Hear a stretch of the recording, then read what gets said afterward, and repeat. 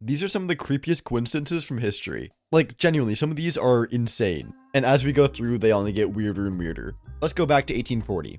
William Henry Harrison walks in, having just defeated Native American groups linked to Shawnee leader Tecumseh, and he thinks, I'm gonna deliver the longest inauguration speech ever, in the freezing rain without a coat. Great plan, dude. He got pneumonia and died 31 days later. The man lasted less time than a milk carton in your fridge, and that's where the Tecumseh curse, or presidential curse, supposedly started. So that was 1840. Next, 1860. Abe Lincoln wins the election. You might think that freeing slaves and keeping the country together would earn you some good karma, right? Nope. John Wilkes Booth had other plans. While Lincoln was enjoying a play, Booth decided that theater criticism should involve bullets rather than words. Pew pew. And just like that, the curse claims victim number 2. 1880 rolls around, and James A. Garfield takes office. So Garfield was shot by a guy who didn't get a government job. Like, imagine having the world's worst LinkedIn breakdown. Didn't get the position, guess I'll assassinate the president. And because 19th century medicine was basically, let's see what happens, they let him slowly die of infection.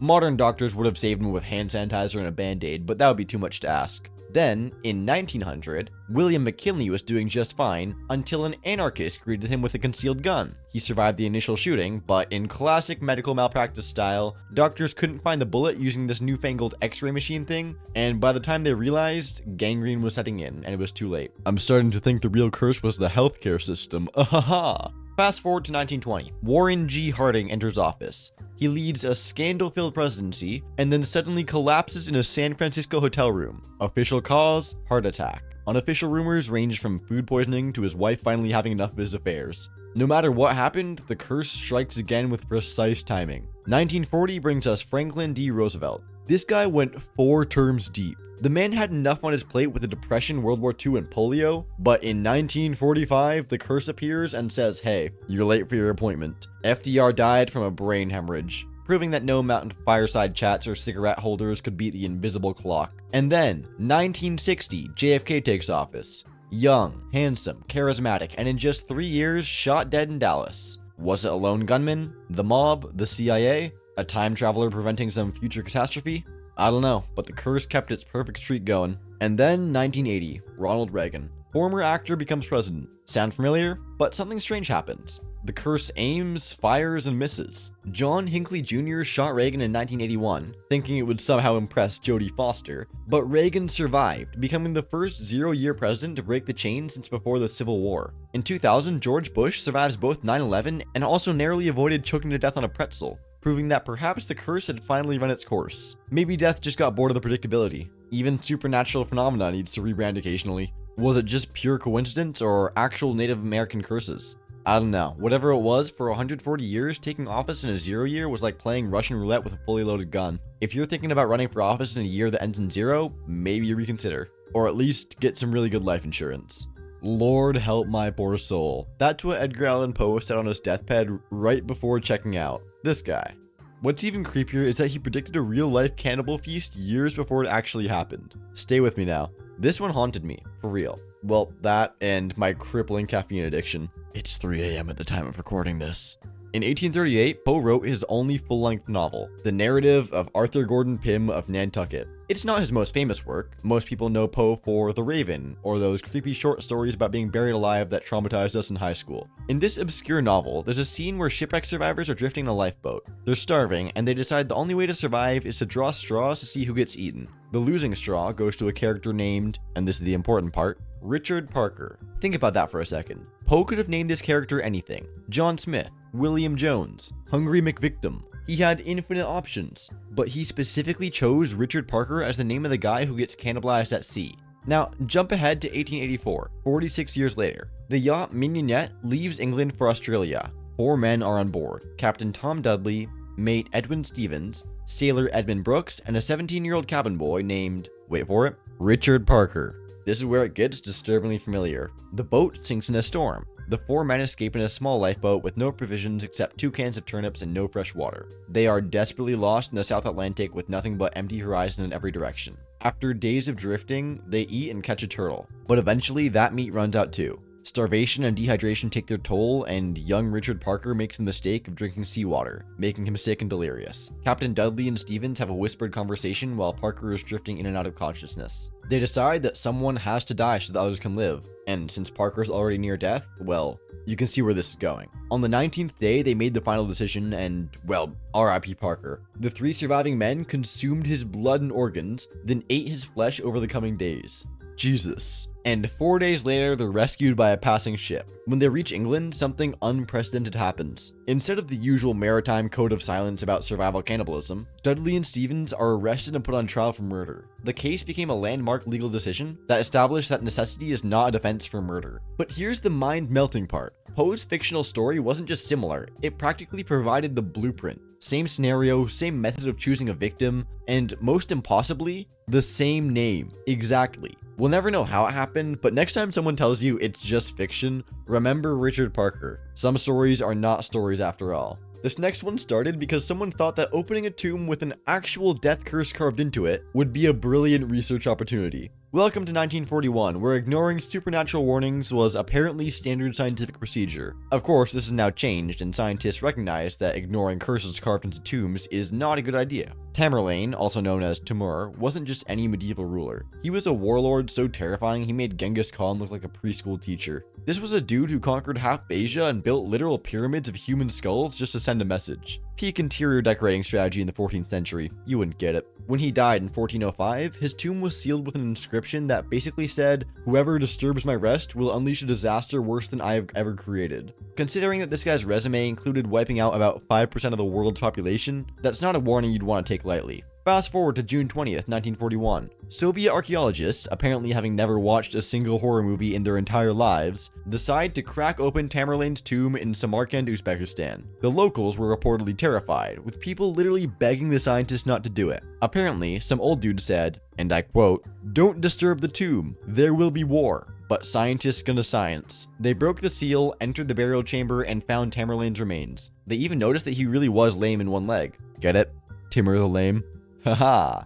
And he had reddish hair, just as historical accounts describe. Academic success, publication opportunities, career advancement. Yippee! And then precisely 2 days later, June 22nd, 1941, Hitler launches Operation Barbarossa against the Soviet Union. It was the largest military invasion in human history. More than 3 million Axis troops suddenly pouring across the border without warning. The timing is so precise that it's disturbing. The tomb opened, and 48 hours later, the entire Soviet Union was fighting for its very existence. For months, the Soviets were absolutely devastated, losing millions of soldiers and civilians as German forces pushed deep into their territory. The country was on the brink of complete collapse. Someone in Moscow must have finally connected the dots, because in November 1942, something remarkable happened. Stalin, notorious atheist and enemy of all superstition, suddenly ordered Tamerlane's remains to be returned to his tomb with full Islamic burial rites and honors. The body was transported back to Samarkand and reinterred with all proper ceremonies. And then, I swear I'm not making this up, just weeks later, the Soviet forces achieved their first major victory against the Germans at Stalingrad. You know, the battle that historians regard as the crucial turning point for the entire Eastern Front. Coincidence? Maybe. There's a rational explanation involving winter weather, overextended supply lines, and Hitler's tactical errors, but the timing is eerie enough that even hardcore skeptics might feel a chill. Open ancient cursed tomb, massive invasion 2 days later, rebury remains with proper respect, tide of war turns almost immediately. The locals were not surprised at all. They tried to warn the scientists. When news of the victory at Stalingrad reached them, many nodded knowingly. The curse had been lifted. Is this proof that ancient curses are real? Not particularly, but it's one of history's most spectacularly timed coincidences.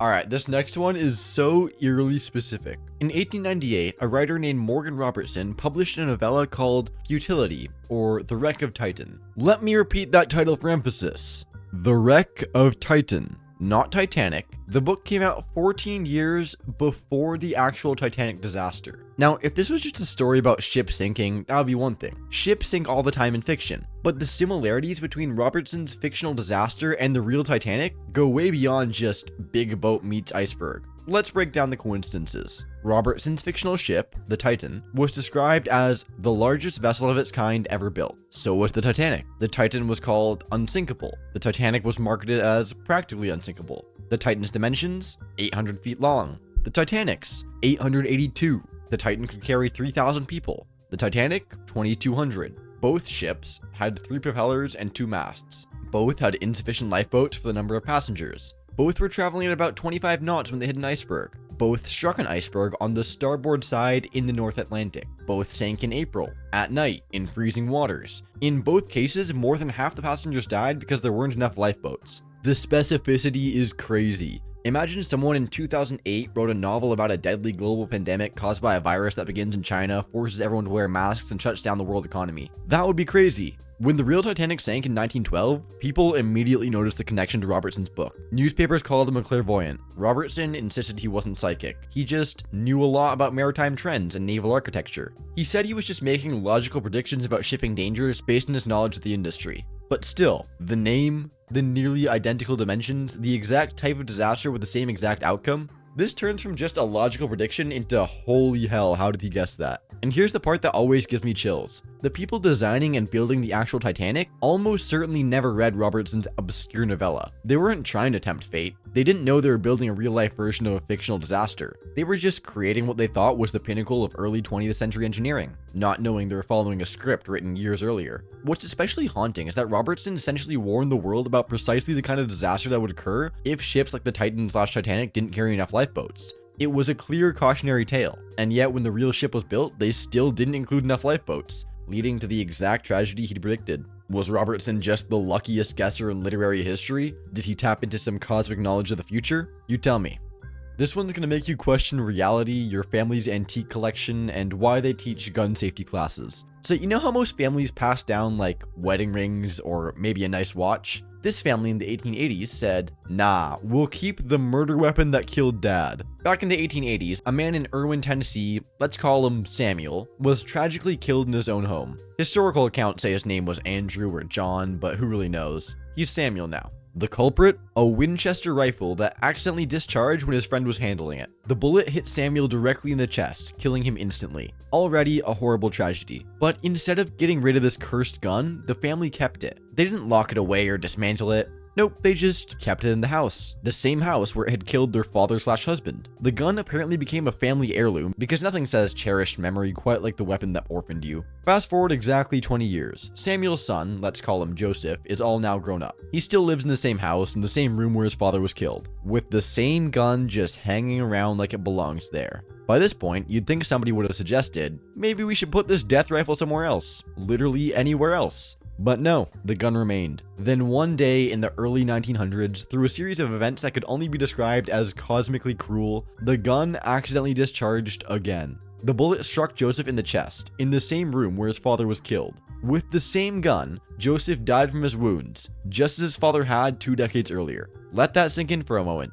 Same gun, same family, same room, same type of fatal wound, exactly 20 years apart. The odds of this happening by pure chance are astronomical. It's like lightning striking the exact same spot twice, except the lightning bolt is a bullet and instead of a spot, it's a human chest cavity, twice. What makes this story even more unsettling is the complete absence of foul play. Both shootings were ruled accidental. There's no murder conspiracy, no elaborate revenge plot, just a seemingly normal gun that somehow managed to kill 2 generations of the same family in nearly identical circumstances. The story raises so many questions. Was there something mechanically wrong with the gun that made it prone to accidental discharge? Or was it just the world's most unlikely coincidence? Whatever you think works, one thing was crystal clear. If something kills someone you love, maybe you don't keep it hanging on your wall for the next generation to discover. Some family traditions should not be passed down. Next up might be one of Hollywood's most persistent and detailed curses. No, not the one about child stars in rehab. I'm talking about the Superman curse. Turns out wearing those red underpants on the outside isn't even the worst part of the job. First, let's look at the creators. Jerry Siegel and Joe Shuster invented Superman in 1938, a character who would become a global icon worth billions. The reward? They sold the rights for $130, about $2,500 today, and spent decades fighting DC for basic acknowledgement. Siegel died with his daughter raising funds for his medical bills, while Shuster gradually went blind and lived in poverty. The guys who gave the world its most recognizable superhero couldn't even afford decent healthcare. Then there's the Fleischer brothers, who made those old Superman cartoons. These guys went from being business besties to I will literally cross the street if I see you coming, as in enemies. Like, they ran an animation studio together for years without issues, and then boom, they touch Superman and suddenly they're blocking each other's phone numbers and uninviting each other from Thanksgiving. They literally never spoke again for the rest of their lives. Over cartoons. Let's run down the list of Superman actors who got absolutely bodied by this curse. Kirk Allen, 1940s OG Superman. Career? Poof. Vanished faster than free food in an office party. The man couldn't get hired to play a tree after being typecast. First one to realize it's actually a career-killing cape. George Reeves, 1950s TV Superman. Found dead from a gunshot to the head days before his wedding. They said he did it himself, but there's more conspiracy theories around his death than the moon landing. Ex-lover, Hollywood fixers, random accident. Whatever, the dude went from playing bulletproof to not bulletproof. Christopher Reeve. He thought he beat the curse for years. Then bam, thrown from a horse and paralyzed from the neck down. The guy who played the strongest man on earth couldn't move his body. And if that's not ironic enough, his wife later died from lung cancer despite never smoking. The supporting cast caught strays too. Margot Kidder, Lois Lane, mental health breakdown so bad she ended up homeless. Marlon Brando, Jor-El. His son was convicted of manslaughter and his daughter killed herself. And this curse doesn't just hit the main stars, it's like a version of those Everyone Gets a Car Oprah episodes. Richard Pryor does one Superman movie, immediately gets diagnosed with MS. Baby Kal-El from the 78 movie, dead at 14 from huffing chemicals. Even the baby wasn't safe. The Superman Returns production, a crew member almost drowned, stuntman gets smashed by a car door flying off, a camera operator breaks his leg. It's basically Final Destination Metropolis. Henry Cavill thought he'd beaten it by not dying or getting paralyzed, but instead, DC just threw his entire Superman career into the sun. Career death counts too. Is there really a Superman curse? Skeptics point out that tragedy happens to everyone eventually, and with a franchise spanning 85 plus years, statistically some bad things are bound to happen. But still, that's a lot of bad things. Alright, next up, history buffs, conspiracy theorists, and pattern seekers have long noticed something bizarre about Napoleon Bonaparte and Adolf Hitler. Their careers followed almost identical patterns. Napoleon was born in 1769. Hitler was born in 1889. That's exactly 120 years apart. Napoleon seized power in 1804. Hitler became chancellor in 1933, then consolidated his power. That's 129 years later. Napoleon invaded Russia in 1812. Hitler launched Operation Barbarossa in 1941. Once again, exactly 129 years apart. Both made the same catastrophic mistake of invading Russia. Both were defeated, primarily by the Russian winter, and both invasions marked the beginnings of their downfalls. Napoleon was defeated at the Battle of Nations in 1813. Hitler's forces started their major retreat after Stalingrad and Kursk in 1942 to 1943. That is 129 years later. Napoleon was exiled to Elba in 1814, then briefly returned to power before his final defeat at Waterloo in 1815. The Third Reich began to collapse in 1943, with his final defeat coming in 1945. Again, roughly 129 years later. Both rose to power during times of great social and economic instability following revolutionary periods. Both were initially welcomed as saviors by their respective nations. Both weren't native to the countries they'd come to rule. Napoleon was Corsican, Hitler was Austrian. And even more stuff, like both were apparently 5'6". Both tried and failed to conquer Russia. Both fought against Britain and lost. Both created new legal systems for their countries. Both were obsessed with Roman imperial imagery. Both aimed to control all of Europe through a combination of direct conquest and puppet states. And also, for some reason, both had a strange fixation on Egypt. Napoleon launched a major expedition there in 1798. Hitler was obsessed with Egyptian and ancient occult artifacts. Is it all a coincidence? Possibly, but the precision of that 129-year gap in so many key events is harder to explain away. Some historians say that Hitler was well aware of those parallels and deliberately tried to follow Napoleon's example. Others suggest more mystical explanations involving cosmic cycles or reincarnation. Still, either way, this correlation is pretty absurd. Like, try to remember everything that these two had in common. I'd bet if you try, you'll miss some stuff. There's just so much in common. Up next is one related to gambling for all my gambling addict viewers. In 1858, a man named Robert Fallon was playing poker at the El Dorado Club in San Francisco. The stakes were high, and Fallon was on a winning streak, accumulating about $600 in winnings, equivalent to over $20,000 today. And the other players were growing increasingly suspicious that Fallon was cheating. In the Wild West, accusations of cheating weren't handled by casino security or gaming commissions. They were dealt with much more directly. One of the losing players pulled out a gun and shot Fallon dead right there at the table. Justice, frontier style. Now, here's where things get interesting. After killing Fallon, the remaining players had a practical problem. They needed a player to continue their game. Never mind the dead body. Poker waits for no man. They looked around the saloon and spotted a young man who just arrived in town and invited him to take the empty seat. Since the newcomer didn't have any money, the players decided he could use Fallon's winnings as a stake. The young man agreed, and the game continued, as if nothing had happened. Except for the dead body that had been tossed aside? I don't know. Anyway, as night went on, the newcomer turned out to be a cracked poker player. Like, insanely good. He quickly grew Fallon's 600 into 2200, which is around 75,000 in today's money. During casual conversation, someone asked him why he came to San Francisco, and the answers stunned everyone. He explained that he was searching for his father, who he'd never met. His father abandoned the family years ago, heading west to seek his fortune. You can probably see where this is going, but it's still shocking when you connect the dots. Further questions revealed the young man's name. It was Fallon, as in the dead man whose money he was playing with, whose chair he was sitting in, was his long-lost father. By pure impossible chance, this dude had wandered into the exact saloon where his father had just been murdered, was immediately given his father's seat at the table, and started playing with what was technically his inheritance, all without knowing any of this until later. Either the cruelest coincidence in gambling history or proof that the universe has a very dark sense of humor. My god, that's insane. Anyway, subscribe and click this video over here that YouTube thinks you'll like.